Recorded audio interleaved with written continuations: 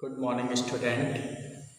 आज हम लोग क्लास 12 में देखेंगे अंडाणु जनन तथा शुक्र जनन में क्या समानताएं थी। तो फर्स्ट ऑफ ऑल आप लोगों ने पढ़ा कि युग्मक जनन क्या होता है। तो बच्चों, युग्मक जनन में क्या था, मैंने बताया था कि पुरुष के वृषण में, ठीक है, तथा मादा के अंडाशय में युग्मकों का निर्माण होता है, जिसे युग्मक जनन कहते हैं। तो पुरुष के वृषण में जो है स्पर्म का निर्माण होता है और मादा के अंडाशय में ओवम का निर्माण होता है। इसी को क्या कहते हैं? युग्मक जनन कहते हैं। फिर हमने देखा कि युग्मक जनन को हमने दो भागों में बांटा। पहला बांटा था हमें शुक्र जनन या शुक्राणु जनन और दूसरा बांटा था अंडाणु जनन, ठीक है। तो अब हमें देखना है कि ये जो शुक्र जनन तथा अंडाणु जनन में क्या क्या समानताएं हैं। तो बच्चों, इन दोनों जननों में क्या है, ये तीन फैक्टर जो है कॉमन है। ये तीनों फैक्टर क्या होते हैं? कॉमन है। अंडाणु जनन में भी क्या होता है? गुणन प्रावस्था होती है, ठीक है। और शुक्राणु जनन में भी गुणन प्रावस्था होती है। फिर अंडाणु जनन में वृद्धि प्रावस्था होती है और शुक्राणु जनन में भी क्या होती है? वृद्धि प्रावस्था होती है। इसी प्रकार अंडाणु जनन में भी परिपक्वन प्रावस्था होती है और शुक्राणु जनन में भी परिपक्वन प्रावस्था होती है। तो बच्चों, हम लोगों ने युग्मक जनन के बारे में पढ़ा था। फिर युग्मक जनन अर्थात गैमीट जो हैं वो पुरुष में भी बनेंगे और मादा में भी बनेंगे।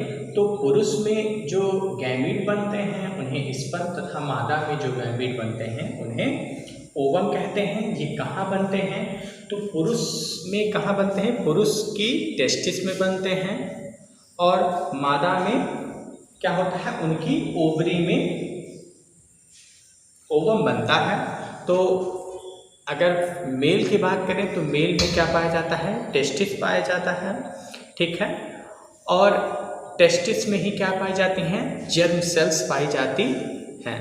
ऐसे ही मादा में है, उनमें क्या होता है? उनमें ओवरीज पाई जाती हैं और जर्म सेल्स पाई जाती हैं। उसके बाद हम लोग ये तीन प्रावस्थाएं उनमें देखते हैं जो कि इक्वल होती हैं, ठीक है। तो ये चीज़ हमने जानी।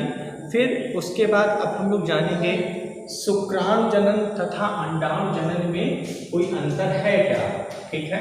तो शुक्राणु जनन तथा अंडाणु जनन में क्या अंतर है, इसके बारे में हम लोग जानेंगे, ठीक है। तो शुक्राणु जनन तथा अंडाणु जनन में क्या अंतर है, ये बात हम लोग जानेंगे। अब बेटा, शुक्राणु जनन जो है ये कहाँ पे होता है? आपको मालूम है कि शुक्राणु जनन की प्रक्रिया कहाँ होती है? वृषण में होती है। शुक्राणु, ठीक है, शुक्राणु जनन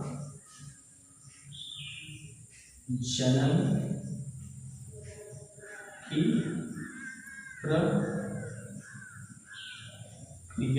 प्रक्रिया वृषण में होती है, ठीक है। तो शुक्राणु जनन की प्रक्रिया कहाँ होती है? वृषण में होती है। जबकि अंडाणु जनन की जो प्रक्रिया है, ठीक है, अंडाणु जनन की प्रक्रिया, अंडाणु जनन की प्रक्रिया कहाँ होती है? अंडाशय में होती है, ठीक है, अंडाशय में होती है, ठीक है। हमने देखो पहले क्या बताई? हमने इनकी समानताएं बताई कि अंडाणु जनन तथा शुक्राणु जनन में क्या क्या समानताएं होती हैं। तो 3 स्टेज जो हैं ये दोनों में इक्वल होती हैं। फिर उसके बाद हमने बताया कि शुक्राणु जनन तथा अंडाणु जनन में अंतर क्या है। तो फर्स्ट ऑफ ऑल आपको अंतर बताएगा कि शुक्राणु जनन में क्या होता है, यह जनन कहाँ होता है, वृषण में होता है। और इसमें बताया गया कि यह जनन कहाँ होता है, अंडाशय में होता है। अब बेटा शुक्राणु जनन में क्या है, वृद्धि प्रावस्था क्या होती है, छोटी होती है। शुक्राणु जनन में क्या होता है बेटा, अंतर देखिए, शुक्राणु जनन में वृद्धि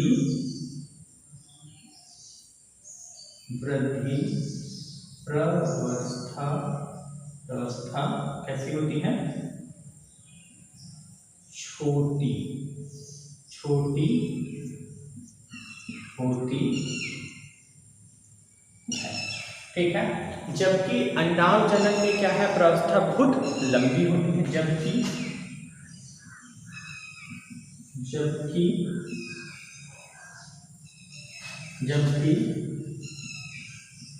अंडाणु जनन में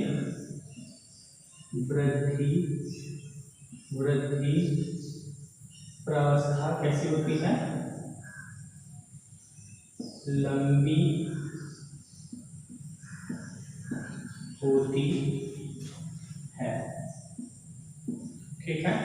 ये अंतर आपको समझ में आया कि पहला अंतर जनन की जो प्रक्रिया है वृषण में होती है, और अंडाणु जनन में क्या है, अंडाशय में होती है। फिर नेक्स्ट जो था वृद्धि प्रावस्था छोटी होती है और इधर अंडाणु में है, जबकि अंडाणु जनन में वृद्धि प्रावस्था क्या होती है, लंबी होती है।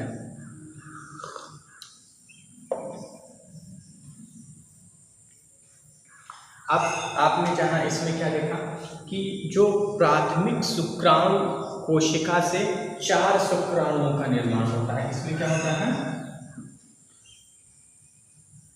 प्राथमिक ठीक है, प्राथमिक शुक्राणु से 4 शुक्राणु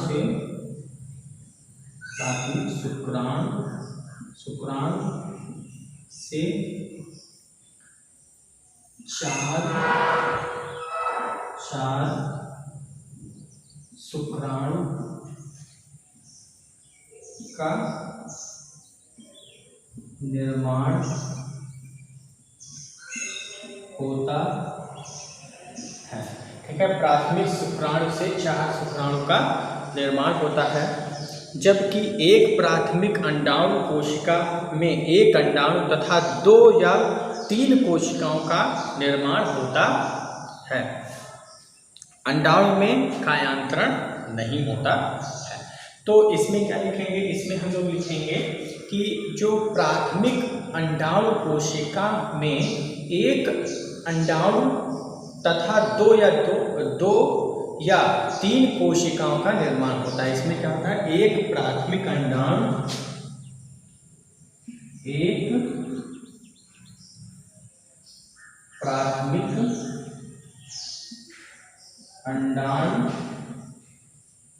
अंडाणु से क्या होता है, एक प्राथमिक अंडाणु कोशिका से एक अंडाणु बनता है। एक प्राथमिक अंडाणु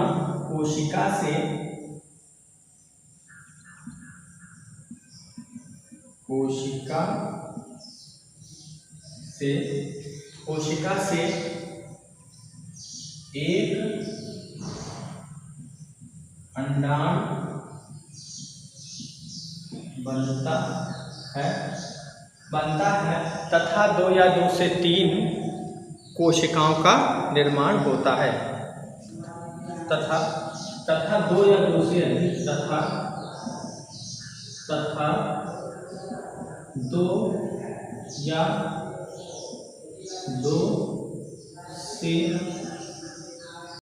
अधिक कोशिका का निर्माण होता है।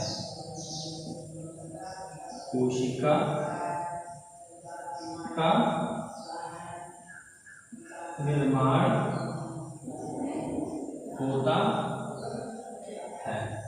ठीक है, फिर बेटा इसमें नेक्स्ट है, शुक्राणु निर्माण से पूर्व ही दोनों अर्धसूत्री विभाजन पूर्ण हो जाते हैं। चौथा क्या है, शुक्राणु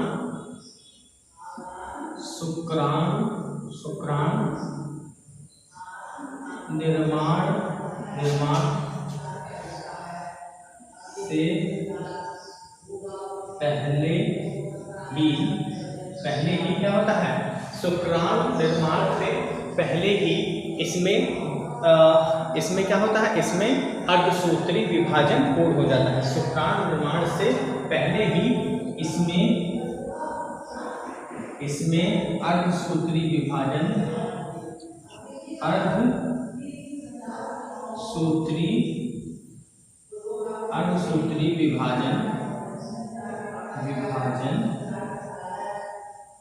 पूर्ण हो जाता है।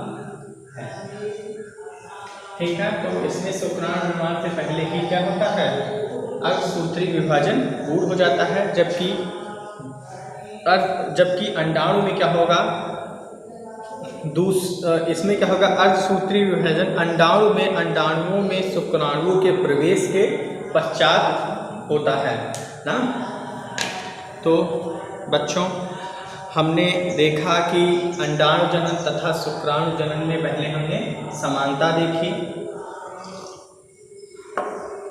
तो इनमें हमने समानताएं देखी कि अंडाणु जनन तथा शुक्राणु जनन में जो कॉमन ये 3 प्रावस्थाएं हैं जो दोनों में होती हैं। फिर अब हमने समानताएं देख ली थी, तो हमें जाहिर सी बात है इनके अंतर भी देखने होंगे कि इनमें क्या डिफरेंस है। तो डिफरेंस देखने के लिए हम लोगों ने ये अंतर देखे कि शुक्राणु जनन की प्रक्रिया कहाँ होती है, वृषण में होती है, इम्पॉर्टेंट है, और अंडाणु जनन की जो प्रक्रिया है वो कहाँ होती है, अंडाशय में होती है। इसमें क्या है, वृद्धि प्रावस्था छोटी होती है, जबकि इसमें क्या होती है, लंबी होती है। ठीक है, प्राथमिक शुक्राणु से 4 शुक्राणुओं का निर्माण होता है, जबकि इसमें क्या है, एक प्राथमिक अंडाणु कोशिका से एक अंडाणु बनता है तथा 2 या 2 से अधिक कोशिका का निर्माण होता है। इसमें क्या बताया, फिर बताया मैंने कि शुक्राणु निर्माण से पहले ही इसमें अर्धसूत्री विभाजन पूर्ण हो जाता है। तो बच्चों बस आज के लिए इतना ही। Thank you class.